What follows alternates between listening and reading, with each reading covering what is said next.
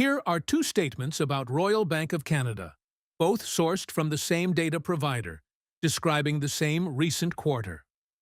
First, the dividend is well covered by earnings, with a payout ratio of just 41% to 42%. A genuinely conservative figure, well below the 55% high water mark RY has touched at any point in the past decade. Second, in practically the same breath, the company is not cash flow positive. A comfortably covered dividend from a company that isn't generating positive cash flow. For most businesses, that combination would be a serious red flag. For a bank specifically, it is almost completely meaningless. And understanding exactly why is the single most useful thing this video can teach you about reading a bank's financials correctly. This video is the complete, dedicated breakdown of Royal Bank of Canada. What its four core businesses actually do. The specific reason the standard cash flow statement doesn't work the way you'd expect for a bank. The record results and dividend increase behind its most recent quarter, and exactly how a Canadian investor should think about this stock for tax purposes. The four core businesses, with their most recent quarterly results sourced directly. Royal Bank of Canada's Q2 2026 results break down into four reporting segments, each posting genuinely strong year-over-year growth. Personal banking delivered net income of $1.9 billion, up 18% from the prior year. Commercial banking posted $854 million, up 43%, the fastest-growing segment by percentage. Wealth management reported $1.2 billion, up 28%, supported by Canadian wealth management assets under administration surpassing $1 trillion and U.S. wealth management assets under administration approaching $800 billion. Capital markets delivered a record $1.5 billion, up 23%, reflecting strong performance across both global markets and investment banking. Why looking at all four segments matters more than the consolidated headline alone. A bank's total earnings can look strong or weak for very different underlying reasons depending on which specific segment is driving the result. Strength concentrated in capital markets, a segment with more inherent quarter-to-quarter variability tied to trading and underwriting activity, tells a different story than the same total growth driven primarily by personal and commercial banking, which tend to be more stable, recurring sources of income. In this specific quarter, the growth was broad-based across all four segments simultaneously, with commercial banking's 43% growth and the record result in capital markets both standing out as the most notable individual contributors. The consolidated result and key bank-specific metrics. RY reported net income of $5.5 billion, with adjusted net income of $5.6 billion, described as the bank's second-highest quarterly performance on record. Return on equity reached 17.2%, supported by a Common Equity Tier 1 ratio of 13.5%. A regulatory capital adequacy measure specific to banks, representing how much high-quality capital the bank holds relative to its risk-weighted assets, with a higher ratio generally indicating a larger buffer against potential losses. Net interest income rose 6% year-over-year, with the net interest margin up 3 basis points from the prior quarter. The spread between what the bank earns on loans and what it pays on deposits, a core driver of a bank's core lending profitability. Here is the vault from the opening, the specific structural reason a bank's cash flow statement does not work the way it does for almost any other type of company, and why the not cash flow positive flag covered in the hook carries almost none of the weight it would for a typical business. Why a bank's core operations are fundamentally different from a typical company's. For a typical manufacturer, retailer, or service company, The cash flow statement's operating activities section captures the actual cash mechanics of selling a product or service and collecting payment. A fairly direct, intuitive measure of whether the core business is generating real cash. A bank's core business, by contrast, is borrowing and lending money itself at enormous scale as its actual operating activity, taking in deposits, making loans, buying and selling securities, and managing trading positions. Under standard accounting rules, many of these core banking activities, changes in loan balances, changes in deposit balances, trading securities bought and sold, flow through the operating or investing sections of the cash flow statement as large, often offsetting swings that have little to do with whether the bank is fundamentally healthy or profitable in any given period. A concrete way to see why this matters. If RY makes $10 billion in new loans this quarter, funded partly by $10 billion in new deposits, the cash flow statement can show a large negative figure in one line, cash used to fund new loans, almost entirely offset by a large positive figure in another, cash received from new deposits, both numbers driven by genuinely healthy, growing core business activity, not financial distress, yet potentially netting out to a negative overall operating cash flow figure for the period despite the underlying business expanding and remaining solidly profitable.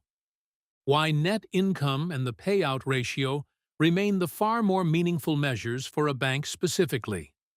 Net income, return on equity, and the CET1 capital ratio covered in Segment 1 directly capture whether a bank's actual lending and fee-generating business is profitable and adequately capitalized.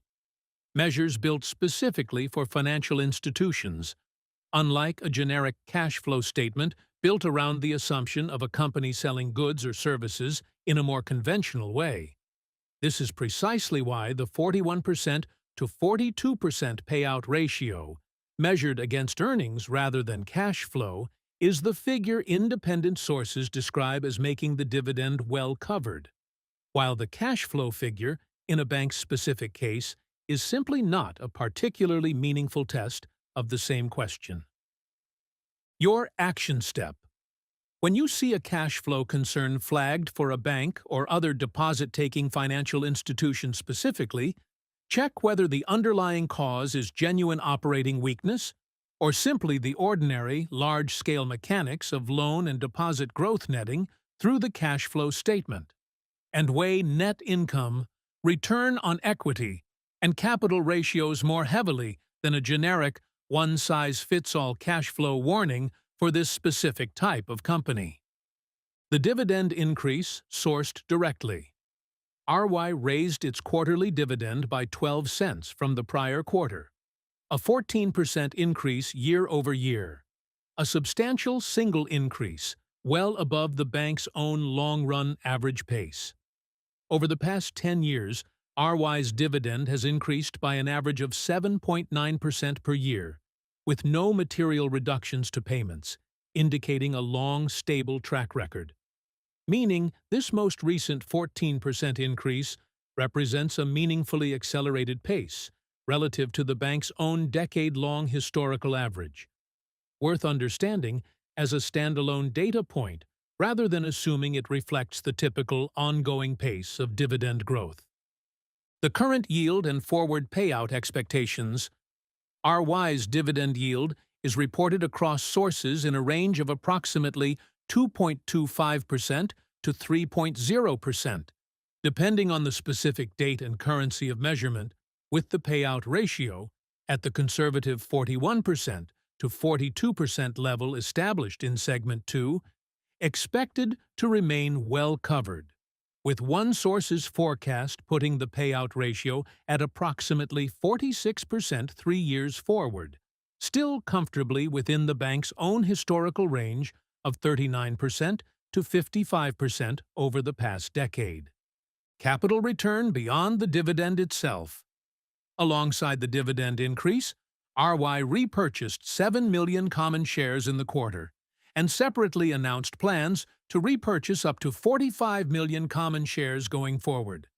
A meaningful buyback program layered on top of the dividend, returning capital to shareholders through two distinct mechanisms simultaneously. A specific, recent piece of growth by acquisition context. RY acquired Pinch Financial Incorporated, completing the transaction on March 11, 2026. A smaller, specific acquisition that, while not a headline driver of the segment results covered in Segment 1, reflects RY's ongoing pattern of supplementing organic growth with selective acquisitions, particularly within wealth and financial technology adjacent businesses. Why analysts have responded positively with the specific sourced price target movements. Following the Q2 2026 results, multiple analysts raised their price targets. One source's updated target moved to approximately 245 Canadian dollars from roughly 243 Canadian dollars, while TD Securities moved its target to 272 Canadian dollars from 267 Canadian dollars, maintaining a buy rating, with RBC maintaining a positive stance as well. Analysts broadly interpreting the quarter's results as supportive of the bank's longer-term prospects, though, as with any set of analyst price targets, these reflect individual firms' own models and assumptions rather than a guaranteed outcome. The straightforward tax fact. Royal Bank of Canada is a Canadian corporation, and its dividends qualify as eligible dividends for Canadian tax purposes, receiving the eligible dividend tax credit when held in a non-registered account, designed to avoid double taxing corporate profit already taxed once at the corporate level. The TFSA consideration. Held inside a TFSA, RY's distributions are entirely tax-free, sheltering the dividend yield covered in Segment 3 from any taxation regardless of your specific marginal tax rate. Why sector concentration is worth thinking about explicitly, even for a well-regarded name like this.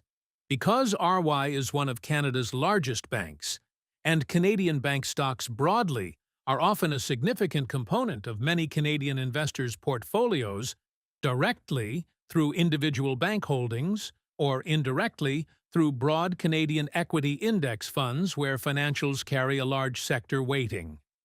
A Canadian investor, specifically considering RY, should weigh how much additional concentration in Canadian financials and the broader domestic credit cycle this specific holding adds on top of whatever they already hold elsewhere in their portfolio. Let's come back to where we started. A dividend well covered by earnings at a conservative 41% to 42% payout ratio from a company described in the same breath as not cash flow positive. You now understand exactly why both of those statements can be true at once, and why only one of them actually matters for judging this dividend's safety.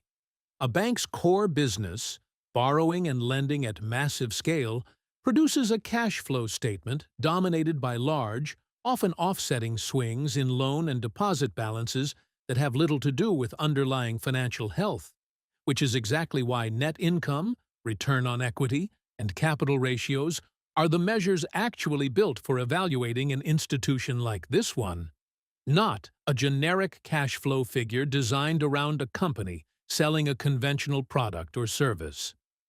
Layered on top of that resolved contradiction is a genuinely strong quarter by every one of the metrics that do matter here. Broad-based growth across all four business segments, the second highest quarterly net income on record, a return on equity above 17%, a dividend increase running well ahead of the bank's own decade-long average pace, and an active buyback program returning capital through a second channel simultaneously. For Canadian tax purposes, this is a standard eligible dividend, fully tax-free inside a TFSA, with the only genuinely open question being how much additional exposure to Canadian financials a specific investor's broader portfolio can comfortably absorb.